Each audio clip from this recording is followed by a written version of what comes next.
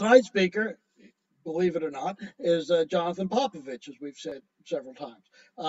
Jonathan returns after delivering the first 19th century speakers talk in October of 2020.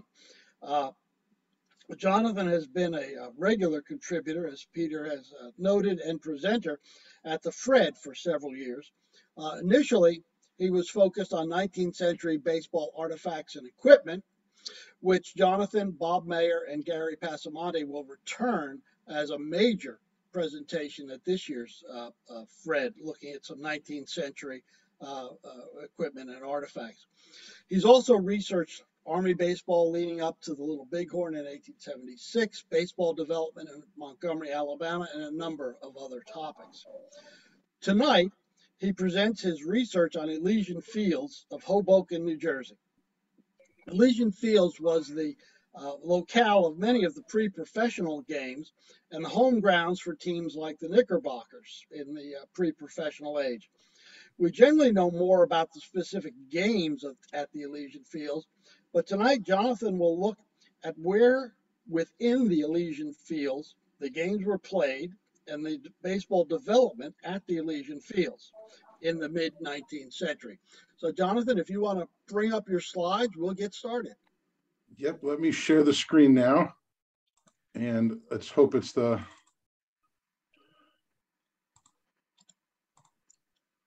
Everybody see it? And you're full screen, you're good. Outstanding. I'm already doing better than we did in 2020. Yeah, well, a very, very good years thing. Ahead. Some people, we can learn. Okay, so when it comes to the earliest days of baseball's establishment and growth, there are few, if any, more important locations associated with it than the Elysian Fields of Hoboken. With this being the case, one would think there would be more of a visual record of the games and events that took place there over time. In the 20 or so years that Hoboken served as the baseball epicenter for New York, let's say, using 1845 to 1865 as our window, there are no more than 7 depictions of baseball taking place at the Elysian Fields. All 7 of these images are artistic representations, be they sketches, woodcuts, paintings, what have you. Until recently, no photographic images of baseball subject matter at the Elysian Fields were known to exist. Using a variety of sources and methods, with specific emphasis and focus on this only known photograph, which we will get to, there is now a photograph. This presentation looks to generate a detailed view of the baseball grounds encompassed within the Elysian Fields and reestablish the blueprint for this important location in baseball's early history. But before we can enter the Elysian Fields and explore the location where the lone baseball photograph may have been taken, let's first simply look to establish a picture of Hoboken's pleasure grounds as the pioneering ball clubs of the 1840s would have seen them upon their arrival to Hoboken. So let's imagine for a moment that we were members of one of the early clubs that began utilizing the Elysian Fields in the mid to late 1840s. It's a given that we would have had to make our way across the Hudson by one of the ferry lines operating at that time. Ferry lines which the Stevens family of Hoboken established and operated for the entirety of the Elysian Fields glory days. In this instance, here we have an image of the Barclay Street ferry landing that would have been used by any of the clubs or players coming up from Lower Manhattan. This image is a well-known engraver whose some other works I've featured in this presentation by the name of Simile, and is likely a very accurate representation of what these ferry crossing sites looked like at the time. This ferry map from 1845, the very same year that the Knickerbocker Club formed, shows the 3 ferry lines operating at the time in their common destination, which was the First Street ferry landing in Hoboken. All clubs or players, particularly those coming out of New York's 5th, 8th, or 9th wards, or really any other location, would have made their way to either the Christopher Canal or Barclay Street landings en route to Hoboken. One such organization, the Jefferson Baseball Club, had membership that emanated from the markets of New York's 9th ward. These were poulterers and butchers, and they surely would have used that Christopher Street ferry to access the Jersey side of the river. Upon arrival at Hoboken's First Street landing, which you can see here in another engraving by Simile, one would be privy to the lush area known as the Green and the location of Otto's Cottage, also known as the 76 House. This image sometimes, just in terms of imagery, gets mistaken for the the grounds around the Colonnade Pavilion, but it is in fact the location of the First Street Landing in the green at Otto's College. It would have been a place to sit and relax and enjoy some refreshments. But for our purposes, it had a much more important role. It was the jumping off point for those looking to make their way north into the Elysian Fields by way of the Riverwalk. A short walk from Otto's College got you to the Hudson Street and the beginning of the tree-lined walk that led to Sybil's Cave, Castle Point, and ultimately the Colonnade Pavilion and the ball grounds of the Elysian Fields themselves. Here's an early 1850s representation of that entrance to the Riverwalk by an artist named Bornet, and a description of just how beautiful a place it was. Early on, virtually all of the descriptions of the Elysian Fields were effusive in terms of their beauty and their layout. And this one here from the New York Daily Herald in 1837 is no different. Here's another depiction of what those wooded shaded walks might have looked like as they moved northwards with the Hudson River in New York to the east. You can kind of see there through the wood line, the Hudson and New York on the other side, and the shaded wooded walks that would have led us to the Elysian Fields. One final look at this river walk is by way of an actual photograph from the 1860s. We can see the fabled pathway disappear there into the woods, just as it did in the depictions from the 1830s through the 1850s. By the time of the 1850s, an additional mode of transportation from New York into the Elysian Fields was established. This map shows the new steamship landing that was constructed at the foot of the Colonnade Pavilion in the Elysian Fields from a location that ran across the river from New York's 16th Ward, a midtown access point quite separate from the ferries that operated further south. So whether it was the steamship that brought you here or your leisurely walk north along the river, the Colonnade Pavilion is ultimately where you ended up, and where our ball-playing ancestors would have ended up. Opened in 1832 and modeled after a Grecian temple, presided over by a host of individuals throughout its history, to include folks by the name of Dyer, McCarty, Perry, and Rodenberg, the pavilion was the centerpiece of the Elysian Fields and the structure by which we can go about orienting ourselves to the area. Using the pavilion, let's just go ahead and lay out the boundaries of the Elysian Fields for the purpose of our discussion and exploration here this evening. So you can see there on the slide, the down there at the bottom, it's like a colored in black building. It says pavilion right there on it. So that's going to be important for our, any orientation in the Elysian Fields. Colonnade Pavilion is critical. But our eastern boundary would be right around 9th Street, heading south. Heading east towards the Hudson River. The Hudson River itself, is the eastern boundary. Somewhere between 14th and 16th Street, just depending on different accounts and maps, would be the northern boundary, and the western boundary would be the Hackensack Turnpike or the Bergen Turnpike. So the red box there outlines the footprint of the area that we'll be talking about tonight. So now that we've made it across the Hudson River by means of ferry or steamship and gotten ourselves up to the area proximate to the Stevens Pavilion, let's try and figure out where the baseball activity was taking place.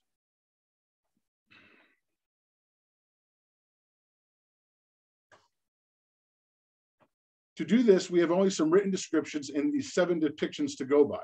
As surprising as it may be, from the 1840s to the end of the 19th century, these are the only renderings of baseball activity at the Elysian Fields known to exist. And there are all 7 of them. And I think most of us are quite familiar, if not completely familiar with these images. But the first of which, dating to 1844, is an image extensively researched by John Thorne upon its discovery or rediscovery in 2007. As it's the earliest depiction of men playing baseball in America, it's therefore the earliest depiction of the game at the Elysian Fields. But what we're interested for our purposes tonight is not the depiction itself, but is it in any way accurate in terms of its layout and orientation to the Elysian Fields. The scene we see is taking place to the south of the Colonnade Pavilion and butted right up against the Hudson waterfront. The location depicted on the Magnolia ticket here would really not have been a suitable location to hold the game, as the true geography of the spot at the time would have included at least a pretty significant downwards gradient towards the waterline. Additionally, if other depictions of this area are to be believed, it would have been quite wooded and cut by paths in the river walk, which can all be clearly referenced on numerous period maps to include examples from 1840 and 1847. This locale is proximate to where gameplay took place, but it cannot be representative of an actual field of play. For those familiar with it, this piece is, however, very, very significant for a number of other reasons. Maybe most prominently is its implications on early baseball's caste system. But for our purposes here today, it's the first depiction of baseball at Hoboken, and while not circulated for public consumption at the time, it's the only depiction we know of until 1857.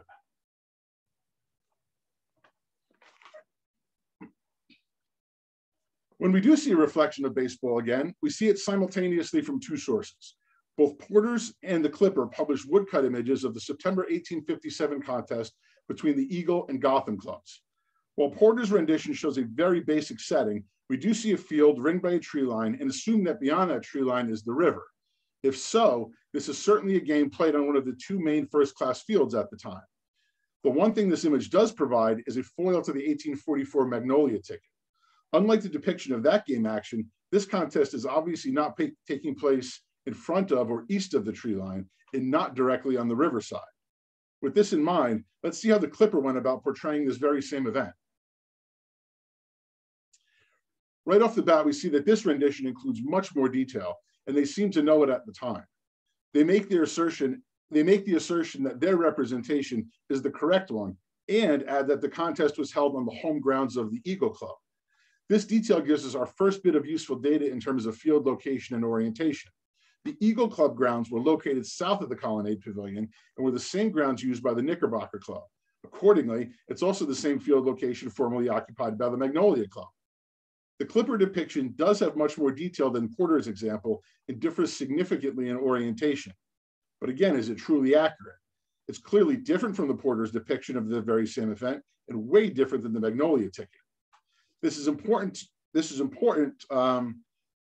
to note because all three renderings reflect an event which took place on the very, very same grounds. So, between this rendering, the Porter's and the Magnolia ticket, it's all the exact same ground represented, and we can see how different they look. See how different the depictions are. Here we have a Harper's Weekly depiction of a generic baseball game taking place at the Elysian Fields, published in October of 1859. As we can see, it reflects a rather different sense of the landscape than the 1857 renderings by both Porter's and the Clipper. We notice that the tree line is different in terms of height. There's a much greater distance between the field and the waterfront. And for the first time, we can also see a glimpse of New York on the opposite bank. What's confounding is that this may possibly be the same field depicted in the sketches from 1857 as indicated by the refreshment tent to the rear of home plate. Yet the orientation is completely different in respect to the playing field. This next depiction is of an actual and well-known event, so we must ask whether or not it affords us any more information as far as detail and overall orientation of the grounds. The depiction from Leslie's Illustrated newspaper in August of 1865 shows the grand championship match between the Mutuals and the Atlantics. This game took place on the grounds of the Mutual Club at Hoboken's Elysian Fields and reflects quite a bit of detail to include for the very first time identifiable fixed structures that we can and will use later on in this program for orientation purposes. So while we'll get back to this rendering in a bit, the next rendering that we'll look at might as well be a photo. This rendering might as well be, you know, a photograph compared to the next one we're going to explore. And most of you probably know why. Here we see what's arguably the most well-known lithograph in the history of baseball. It's Currier and Ives' 1866 depiction of that very same grand match at Hoboken, played between the Atlantics and Mutuals. Well, due to the well-documented sleuthing of John Thornton Bob, who I've seen here on the screen, we now know that the teams reflected in this painting aren't even the ones who played in the grand match of 1865. This isn't the Atlantics and Mutuals depicted in Leslie's newspaper, but rather the Atlantics and Excelsiors from an imaginary match that never took place. Given these revelations, how much faith can we put into this being an accurate reflection of the Elysian Fields as a place itself? In terms of the way the landscape and field are portrayed, this image stands out as less similar than all the others we've examined thus far. It looks as though it's a great distance from the waterfront and, as we'll later discuss, not at all similar to the field that did in fact host that 1865 championship match. So this brings us to the seventh and final depiction of the Elysian Fields, John Bachman's panorama of New York and its vicinity from 1866. The most detailed conceptualization of the Elysian Fields, their layout and their orientation, comes from this chromolithograph. Bachman did a great deal of work in New York in the late 1840s, and 50s, and actually resided himself in Hoboken between 1860 and 1864. It's likely, if not definite, that Bachman was more than just familiar with the Elysian pleasure grounds. While some artistic license was probably applied to the game scenes in his rendering, we must note that artistic scholars consider Bachman's works as faithful and accurate as any for the times. An article in the Landscape Journal of 2000 makes the point that very few, if any, other urban viewmakers seem to have produced such carefully rendered portraits of public works and public spaces as Bachman did. And the New York Historical Society's Guide to Bachman prints states that while they appear to be captured from above, his bird's eye views were actually mathematically compiled on a grid using hundreds of sketches done on the ground. And Bachman's particularly skillful use of the medium was integral in popularizing it as a way of portraying modern urban geography. So this all clearly raises, at least to me, the question as to whether or not Bachman actually saw baseball being played at the Elysian Fields and whether or not his layout of the grounds is correct. My opinion, and that of the art community, is that it may very well be. And it's surely the most detailed and likely accurate of the renderings we've examined to this point. But regardless, we are still left with this one fact. Everything we've explored thus far, comprising all the known depictions of baseball at the Elysian Fields, are renderings, interpretations, and by definition, inherently unreliable. It's time that we make use of what has come to be accepted and considered as the lone known photograph of baseball activity at the Elysian Fields of Hoboken. We will use this image to assist in our recreation of the grounds and to provide a glimpse into how the Elysian Fields were laid out and used from the 1840s through the 1860s. So here is that image, the image that has brought about so much interest over the last couple of years. As Peter and Bob said, it was the focus of my special guest presentation at the Fred in 2022. It led me to speak at the Elysian Fields chapter of SABR very, very shortly after the Fred was held. And it was the basis for an invitation to speak at the Hoboken Historical Museum in June of last year on the very same topic. So the image has now been out there for a while, circulated for nearly a year, and here for everyone to check out and see, maybe for the second, third, or even fourth time. So what we have here, just on its plainly on its surface, is a group of men engaged in baseball activity. A striker or hitter. There's 9 fielders, including a pitcher, and on the ground some sort of base marker, something that might indicate a base marker. There's an officiant, perhaps a scorer or umpire, or scorer-umpire hybrid. They're in a long white coat and top hat. He's holding a ledger and looks to be, taking some sort of notes of the action. We see a moderate tree line in the backdrop. We see a body of water beyond that and land on the opposite side. One other thing we know for sure is that the scene is definitely staged. In order to allow for the camera technology at the time to take as clear an image as this, the subjects would have had to have been holding their position, holding their breaths, and giving the photographer an opportunity to take the image. And also the fact that a photographer was present speaks to some, I don't know, significance, for lack of a better term, of this event. Photography was very difficult, very cumbersome, sometimes time consuming, sometimes even dangerous given the chemicals involved. But yet a photographer was there at this time to photograph this baseball activity. We know, so that speaks to what's on, the image itself. The reverse of the CDV image has an inscription, a notation that says "A game of baseball, Hoboken, New Jersey," and it also has a tax stamp affixed to it. The tax stamps were mandated on photography between August of 1864 and August of 1866, and there was a significant fine for those photographers who didn't levy the tax. So the thought is that it was a very widely followed practice by photographers at the time.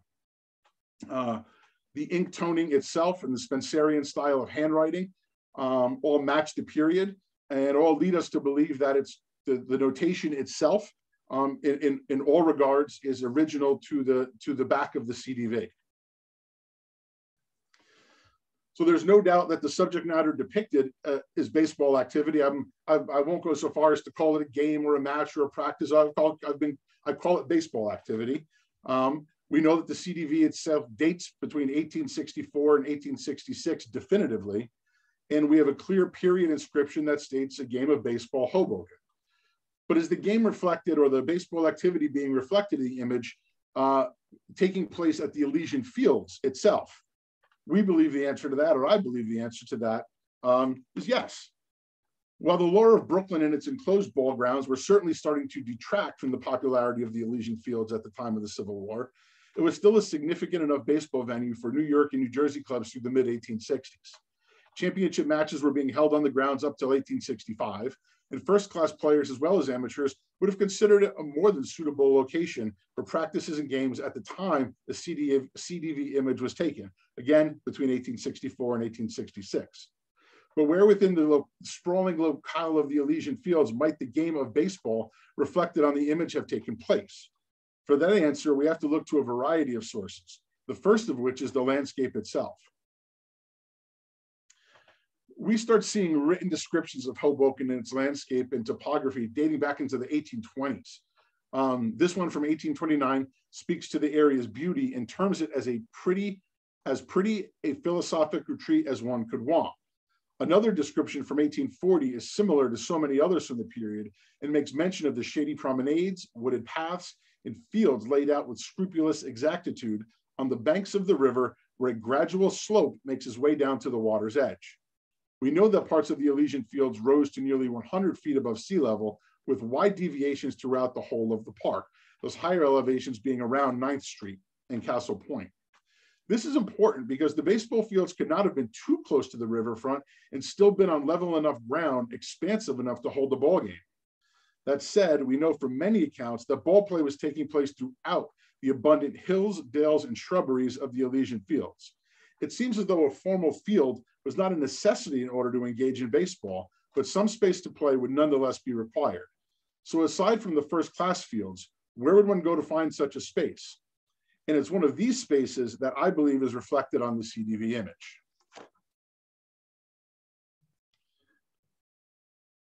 Like many cities in this area of the country, Hoboken began to grow significantly during the 1850s and 1860s. A railroad, and not Stevens' Little Pleasure Railway, but a proper railroad and station was established through Hoboken in 1862. As housing and industry grew, the portions of the city that would have offered unencumbered easterly views of the Hudson in New York began to shrink. If one wasn't situated directly on the waterfront, which the image in the CDV clearly was not, the only other location where such a view could be achieved in Hoboken was from somewhere within the Elysian Fields. However, there was in fact another sporting ground located in Hoboken outside the Elysian Fields, large enough to hold a game. And I'd be remiss not to address it and in essence, rule it out as the location seen in the CDV. What I'm talking about is St. George's Cricket Grounds, which were located west of the Elysian Fields in the Fox Hill section of Hoboken. Through the 1850s and 1860s, these cricket grounds were as notable and documented a place as any of the baseball grounds of Hoboken. There was none other than St. George's that Henry Chadwick was returning from when he happened across a game of baseball being played at the Elysian Fields proper, as the two locations are closely linked and significant. But we know from numerous works of art that St. George's was an enclosed grounds, an enclosed field, and can see that it was surrounded by high tree lines and foliage. What we don't see in any of the renderings of is the Hudson River or New York. Even if an eastward-facing photo from this location existed, it would not have captured the same sort of layout and detail as seen on the CDV. To demonstrate this, here's a stereo view from the 1860s of the Hoboken riverfront looking east towards New York. So despite a vantage point that is directly situated on the Hudson, New York still appears distant and faint with no discernible features, despite it being just 1/2 mile away. This informs us that the image from the baseball CDV wasn't taken all that far from the Hoboken waterfront, as the New York landmass would have become invisible from even a slightly greater distance. So getting back to how this ties into St. George's. The photograph I have captures a view from Hoboken that reflects land, a body of water, and another massive land in the distance. There is no way it could have been taken as far west as Fox Hill St. George's cricket grounds and still depict these features. Additionally, we know St. George's was completely enclosed. The image on the CDV reflects no such enclosure. While there are records of numerous baseball games being played at St. George's, the image on the CDV was not one of them. When we combine the geographical and technological elements of the image to the location, it just doesn't fit. St. George's can be ruled out. That being the case, where might we look to better identify the scene captured in the CDV? For that, it's finally on to the known baseball grounds of the Elysian Fields.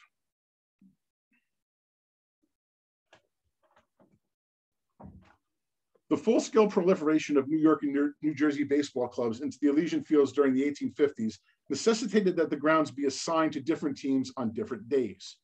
In 1860, the Clipper published a schedule for Hoboken's field usage, and we see the clubs picking up their field assignments. As you can see, there was overlap on most days, which leads us to ask which teams used which fields. How many fields were there? And most importantly for this discussion, where were they? In 1861, the Clipper published an article about a game between the resident clubs of Hoboken. It breaks down the members of the first-class teams, comprising the rosters for the North Ground side and the South Ground side. The North Ground side included members of the teams who used the northern part of the park, the Mutuals and the Gothams. Conversely, the South Ground side was comprised of members of the Empire and Eagle clubs who utilized the south side of the park. Additionally, we know that the Knickerbockers also took up residency on the South Ground, so let's start there and with them. First, we need to know that the North and South, or upper and lower fields, are identified relative to the location of the Colonnade Pavilion. If you recall back to the slide that I included the map from 1841 on, and we talked about why the Colonnade Pavilion was important in terms of orientation. It's because both first-class fields are laid out north, south, upper, and lower relative to that location. The Knickerbockers occupied these grounds of the former Magnolia Club, which would later become the famous Hoboken landmark, the Maxwell House Coffee Factory. So if anybody does recall the Maxwell House Coffee Factory there, you would know at least, in terms of a footprint, exactly where that field existed, even though the fields had long been gone by that point. Referring again to Bachman's 1866 panorama, we see a depiction of those south grounds, or the lower of Elysian Field. While not sitting immediately on the waterfront, we can assume that it was the closest field to the Hudson by way of Doc Adams's 1895 interview and his revelation that he used to reach the river with some of his hits. Given that the Knicks played using the foul rule and the fact that Adams was a lefty, he must have been hitting on a field oriented in this general fashion that you see here on the slide. A field that had a northerly orientation. Some additional information we have pertaining to this field comes to us by way of an account from a William Shepard. Now, this is a lesser-known Knickerbocker himself, and he talks about an occasion in the 1850s while making his way up north along the Riverwalk and coming upon a clearing some 200 yards long and deep. We can assume this clearing, the first one you would encounter if traversing northwards along the river into the Elysian Fields, is in fact the lower ground home of the Knicks, Eagle, and Empire clubs, the south or lower field of the Elysian Fields.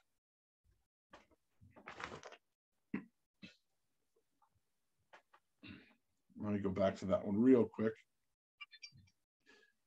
You may be wondering, why are we looking at this south field? Why is it important in terms of our exploration into the photograph? Well, it's important to us because the descriptions of the field location, Adams's interview, and Bachman's rendering combine to paint a picture that's different than what we see in the CDV image. The CDV image does not reflect activity taking place on the south grounds of the Elysian Fields. So in essence, we explore it in order to address it, rule it out, and then we move on. And where do we move on to? Well, naturally the north or upper field. This location was the area to the north of the Colonnade Pavilion, and by the 1860s, the primary grounds of the Mutual Club.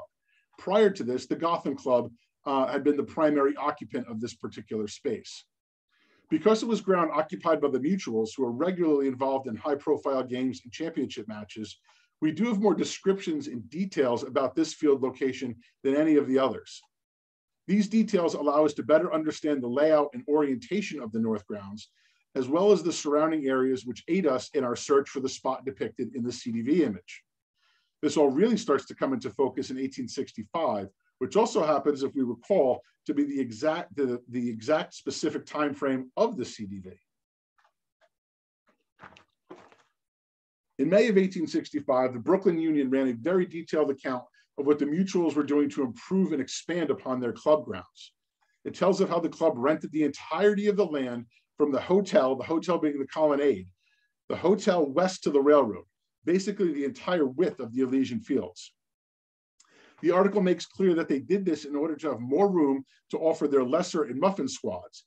In essence, dividing the group by skill and maintaining the better teams on the main north or upper field and relocating the muffins further west to the corner grounds. The New York Clipper ran virtually the same story in their publication that same month, but there were a few more details to note. As the lesser squads were moved out of the western part of the Elysian Fields, significant improvements were taking place on the entire stretch of land leased by the Mutuals. Excuse me.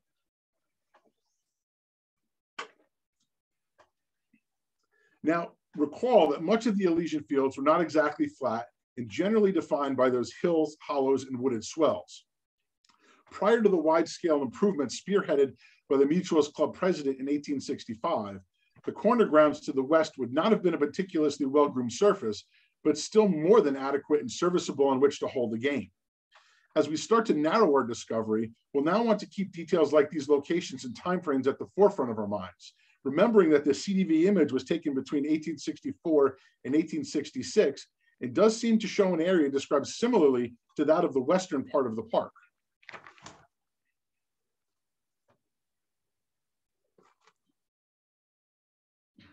Before we head too far west across the Elysian Fields, however, there were some very important details I came across in relation to the North Grounds.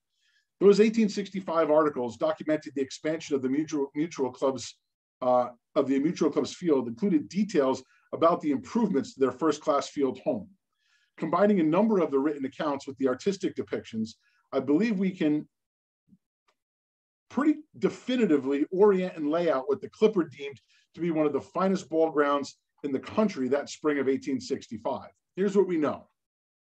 There was significant landscaping done at the upper site of the Elysian Fields. Platform seating that stretched around the catcher's position from first base to third base had been installed. At the time of the championship match between the Mutuals and Atlantics in August of 1865, throngs of fans filled these new platform seats, as well as the roof of Perry's Hotel and its outbuildings. One final detail brings all of this together. I located an account of a ball field opening in Hoboken in 1879, stating that the new grounds of the New Jersey Athletic Club, a space 400 feet by 300 feet, would be fully enclosed with a high fence and be located adjacent to Perry's old hotel within the Elysian Fields. When we compare this account to a Hoboken city map from 1881, created just 2 years later, we can see Perry's old hotel, or the Colonnade, which by this point in time had become Rodenberg's Tavern. As well as we could also see the high-walled enclosure of the athletic club that sat adjacent to the hotel. The clincher here is the fact that the article references the new ball grounds, these now enclosed grounds, as encompassing the old infield of the Mutual Club. The Mutual Club having played on the upper Elysian Field to the north of the hotel pavilion. When we put all this together, the landscaping, the fixed structures, the seating, the location of fans, and the orientation of the field, we can surmise the appearance and layout of the Mutual's North Grounds home.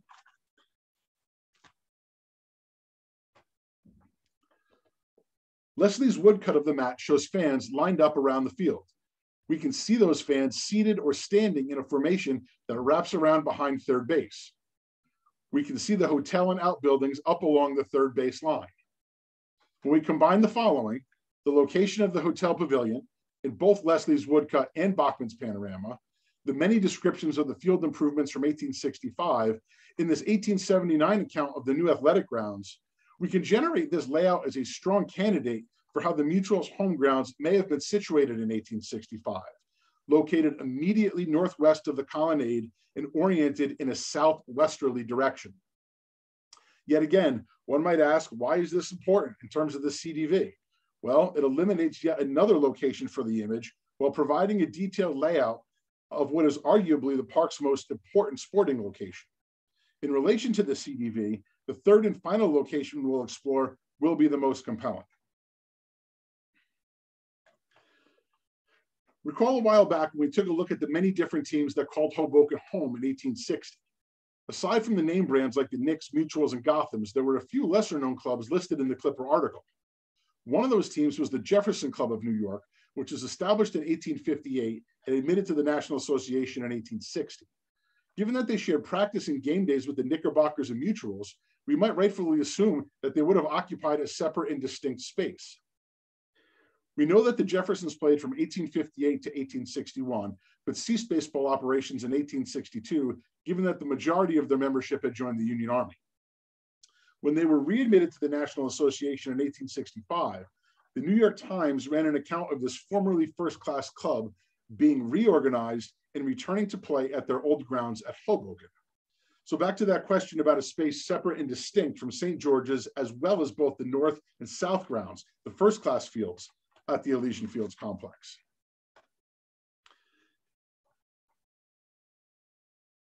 An article about Hoboken's cricket clubs run in the Clipper in April of 1864 provides us a significant clue. It seems as though the Manhattan Cricket Club was displaced by the New York Club and forced to move into new grounds within the Elysian Fields. The article makes reference or makes clear that their clubhouse was adjacent to the railroad, and their field was next to that formerly occupied by the Jefferson Baseball Club. Using the railroad as a landmark and staying inside the Elysian Fields boundary, the area that you see outlined with the red box in the top right of the screen must be the location referenced by the Clipper in 1864.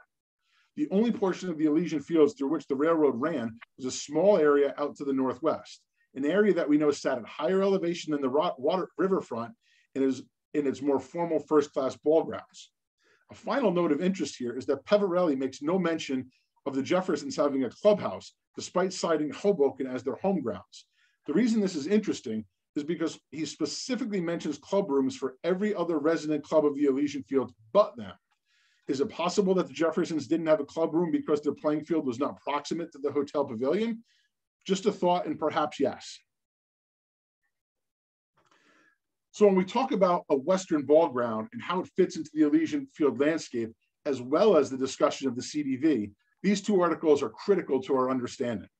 These clippings reflect that there were separate and distinct Western ball grounds made specifically available to the newspaper nines, teams comprised of pressmen and writers, for their games throughout the 1860s and into the 1870s. Recall that the CDV dates to this very same time frame, with the presence of the tax stamp definitively placing it in the 1864 to 1866 window. While the CDV doesn't reflect formally uniformed members of the Elysian Fields first-class teams playing on one of the two first-class fields, it does reflect a group of men who I believe may very well be a group of those newspapermen. Let's consider the geography of the image based upon the research, the dress of the subjects, and the fact that newspapermen might surely have known photographers of the day. And pulling together all of the accounts and the descriptions and maps, here's how I see the Elysian Fields laid out between 1864 and 1866. We see the upper field or north grounds occupied by the Mutual and Gotham Club. The south or lower field, whose residents were the Magnolia, the Knicks, Eagle, and Empire grounds. There was cricket grounds at the foot of 9th Street, which we didn't get into cricket, but certainly there. The extended grounds, the corner grounds that the Mutuals established in 1865 for their muffin clubs, and those grounds out to the west that the Jefferson Baseball Club utilized in the late 1850s and 1860s, and that were set aside for games by the newspaper clubs also in the 1860s and into the 1870s. When we sum up all the information explored here today and apply it to the elements organic to the CDV, I do believe that we can support a claim that the image was in fact taken within the confines of the Elysian Fields. While we may never know the true identities of these players, be they members of a reorganized Jefferson Club, a muffin squad of the Mutuals, the local nine of newspapermen, or just some acquaintances out enjoying a day of baseball, we can now confidently say that this image of their baseball activity represents the only known photograph of baseball subject matter ever taken at the Elysian Fields of Hoboken. I thank you for your time and attention and would be happy to answer any questions that you might have at this time. Jonathan, thank you very much. A lot to swallow here as you try to digest what's going on in Elysian Fields. It was a complex, doing many different things in addition to sports, if I recall correctly. We had the first question that came up was this image that you're showing. Let's leave that up on the screen for right now. Yeah. This came from Dixie Taranjo. Where'd the picture come from? Who found it? When? Where? And how does it come to be in your presentation? I purchased it because as many of you know, I'm a collector of 19th century equipment and imagery. I purchased it maybe close to a decade ago from a fellow I won't name, but known to all of us, a member of the 19th Century Committee, in good standing, who was himself a collector and interested in imagery. Moving some parts around his collection, he knew that as a Jersey guy and a Jersey collector, I might have some interest in an image that was, attributed to Hoboken. So it was offered to me, and we went back and forth as any two parties do to come up with the right figure. And I purchased it, had it in my collection for a good long time before I actually started to look into it. The image itself, for those who are interested in the area, an image of gameplay, baseball activity outdoor gameplay is exceptionally rare from this period of time because of the photography that went into it. So just the image itself was something desirable to me and something that I wanted. Obviously the attribution to Hoboken added a whole nother level, but it was a number of years before I actually looked into researching the image and deciding to say, okay, if this is Hoboken, where in Hoboken might it be? And just simply starting with the landscape, starting with a few questions before I pulled the trigger on a full scale, multiple years worth of research. I asked around and asked whether I was barking up the right tree, and got enough positive feedback to say, okay, I'll go ahead and take a look at it and look into it. And the image itself is simply a springboard into an exploration of the Elysian Fields, the teams that resided there at different periods of time. And it just so happens that in my exploration, I came to learn and find out that there was no other, or at least to this point in time, still is no other known example of baseball activity, a photograph of baseball activity at the Elysian Fields. A question I would have, because Elysian Fields lasted into the late 19th century as a recreational facility, even while Brooklyn was starting to take the professional game and even some club games over with the Union grounds and Capitol Line grounds.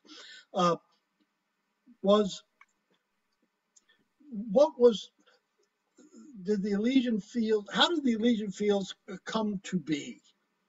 Why was it even built, and who built it? It's a great question, and it's a loaded question, and it's one that a number of us have been kicking back and forth in emails and in text for the past several months. And obviously we could go back to just the facts, ma'am, and go with the Stevens family and their establishment of a pleasure grounds for New Yorkers to visit and spend time at. Obviously it had the implication there being that it was their ferries that carried people over. It was their pavilions that sold the refreshments. And while, so it was it was a financial venture, but the Elysian Fields itself, and kind of the way I'm looking at it, and the approach I've taken more recently is but they really were a character in the story of early baseball, not just a place. They were interesting, intriguing.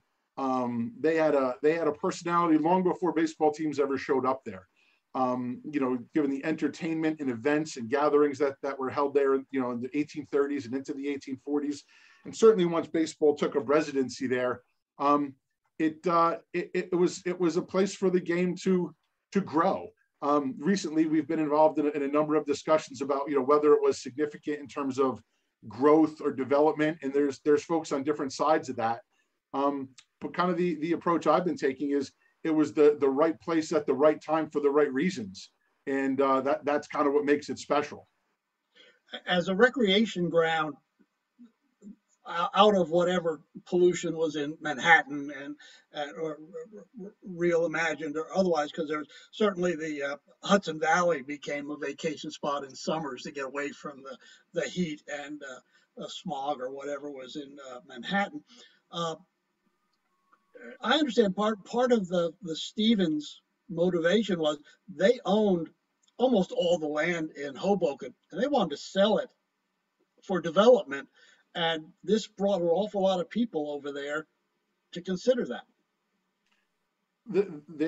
I found articles referencing, selling off plots as early as the 1830s, almost as early as they were themselves well established. Their desire to go ahead and begin selling off lots and plots, you could be seen in most of the newspapers. I'm probably not, it's not, Erwin might be a little bit more able to answer questions about that. Maybe Tom or John in their research too. But I think that is, is early on. It was a venture for the Stevenses to expand their kind of their kingdom on the western shore of the Hudson. I got a note from Stu Thornley. I recall the Maxwell House sign that was visible from the Empire State Building for years. So where that sign was pretty much was the footprint of the baseball grounds. Is that correct? I don't remember the sign. I don't know why I don't remember the sign. I don't know if it's because I was just too young. I don't know how long I don't know when the Maxwell House factory actually came down. But yes, the answer, and I'll be happy to go back there. I don't have a picture of the Maxwell House, factory itself, but it would have been there on the footprint of that south or lower field. The grounds where the Knickerbockers played, where the Magnolia Club, played, the Eagle and Empire clubs. It was that south ground or lower field in relation to the Colonnade Pavilion, where the Maxwell House factory would have been. Again, not having seen the factory itself, I can't say with 100% certainty, did it sit at home plate of where the field would have been in the outfield? I don't know, but I from all I've read and can tell, the best we can do is approximate that the factory sat on the grounds, the footprint of the south field. Okay. Ed Brown asked a question of how'd they name it? Was there any data on where the name Elysian Fields come? I know it's a classical illusion, but did they have I think a reason? I think that might be it. I've come across nothing, and by no means am I the Elysian Fields aficionado. In terms of looking at the sporting grounds was kind of my focus, but the establishment of the place itself, its place in Hoboken history, there are others far better than me to maybe go into that. But I think you're right on there, Bob. I think just in terms of it's out of antiquity and it's a classical type name, just based upon the beauty of the grounds itself. It lent itself well to being called the Elysian Fields. One more from Dixie Tronjo. Did the person selling the photo ever divulge where he got it from? It was around since the 1860s, so where was it all that time? Was it in his personal collection? Well, he's pretty old, but he's not that old. I do know where it was before that. He knows where it was before that. Also, in the hands of someone in very good standing, a reputable collector. But no, I mean, unless, I mean, I've got a drawer behind me full of CDVs from the 1860s and 1870s, and with, you know, with the exception of maybe one or two, I mean, they were in photo albums, they were in hope chests, they were in drawers for, you know, 100 or so years until rediscovered by somebody and made available or put out in a museum or historical society. This one just happened to be in public, in, you know, private hands, and eventually made available to me. I can tell you that it is not the only image. It is the only depiction. But there is a second image, the exact same image, in the hands of another collector who I know, also in New Jersey, and it's the exact same image. So that you know we've been back and forth on it. We've talked about it. There is a pencil. There is a very, very light pencil notation on the back of his image. I believe it says Hoboken. It's also got the 1864 tax stamp on it. And what I think it shows is, you know, and my hope all along, I mean, when I started this project, I was a little astounded that there was no photography of anything from the Elysian Fields. You know, well, the date, the timing had certainly something to do with it. I thought there would be other images, and I looked forward to, you know, other images maybe over the course of time coming out that we could learn more, you know, we could learn about or learn more from. But it's not surprising. The CDV images, if anyone's familiar with the technology itself and the rationale for them and becoming so popular during the Civil War, they were meant to be reproduced. They were meant to be reproduced so folks could have copies, folks could take them along with them, folks could collect them.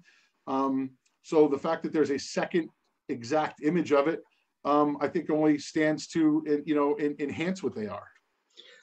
One last question about the image before we get to a last question about the geography. Fred Dunphy points out that you've got the last photo there. You've got this, I guess, sepia or whatever it is called, but the last one is colorized. Do you do that? I did that for pizzazz. Okay.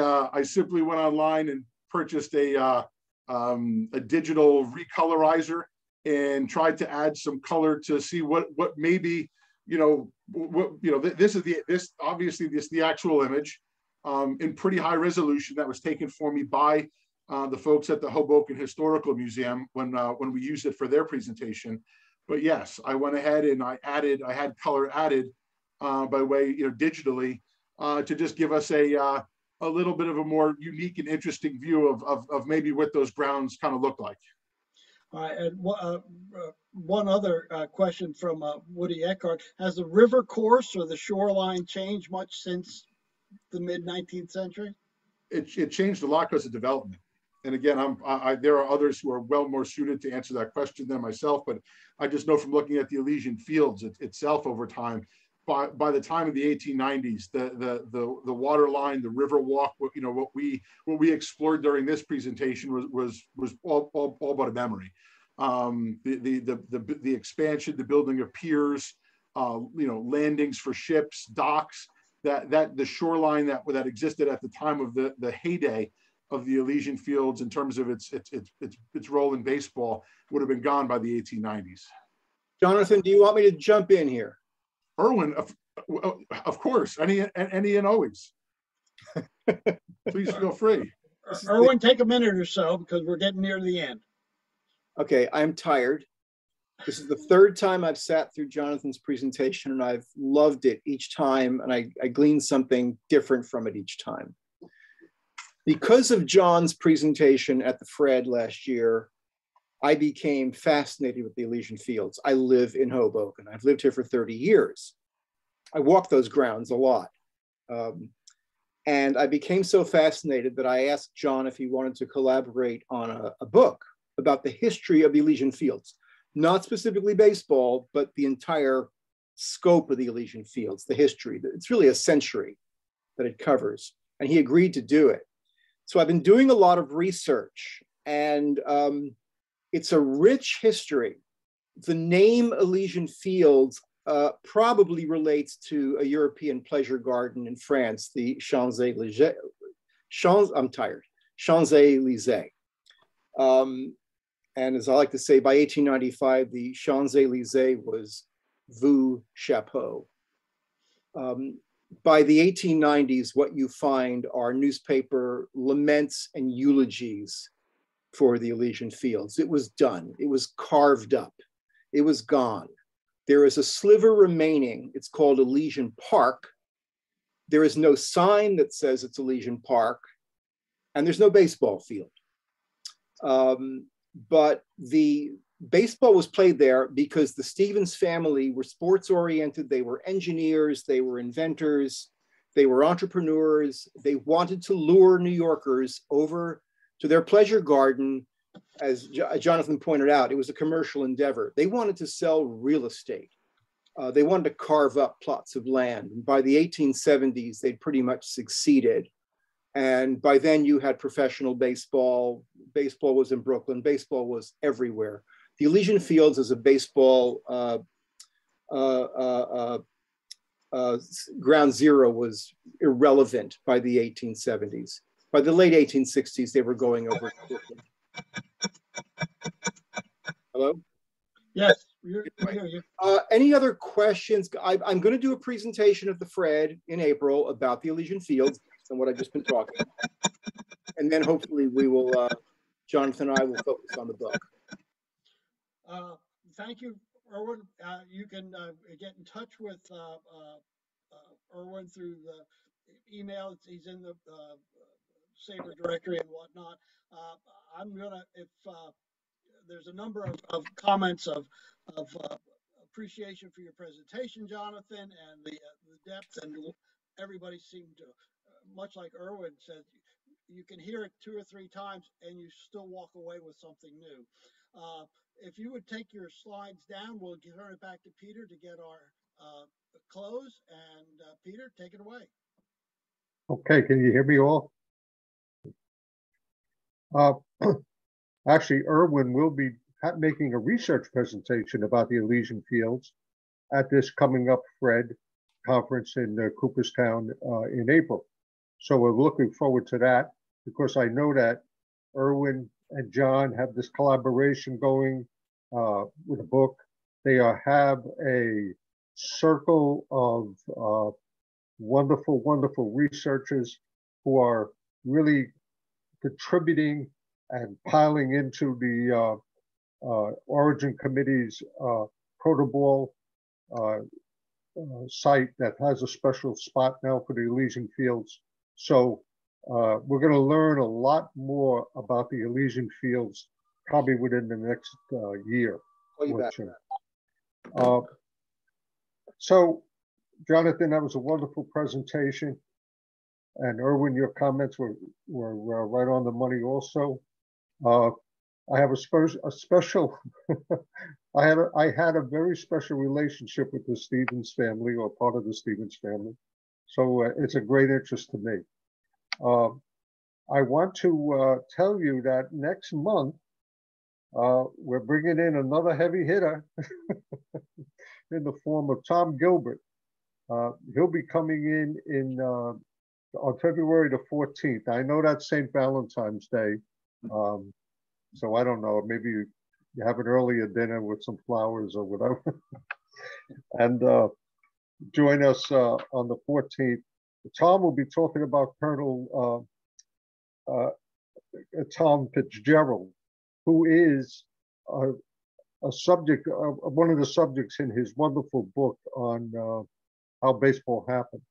So there's a whole chapter devoted to Colonel Fitzgerald, who ended up in Philadelphia. He was originally a New Yorker. But until then, we'll see you all next month. And again, Jonathan will be our keynote speaker at, not particularly talking directly about the Elysian Fields, although he'll probably get hammered with questions about it. But he'll be saying a few words about his research and so forth and so on over time. Peter? So I want to thank you all. Peter? Yes. Is this presentation archived? Yes. It will be within a few days. Is there a transcription as well? Not a transcription, but it will be posted on the 19th century page of the SABR website in its recorded form after a little bit of editing. Yep. Yeah, images and the recorded recording of John's presentation. Yes.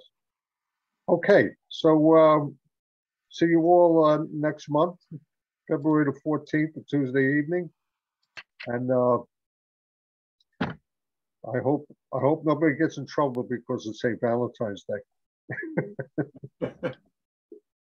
Good night, all. Good to see you all. Right. Thank you very much. Happy New too. Year.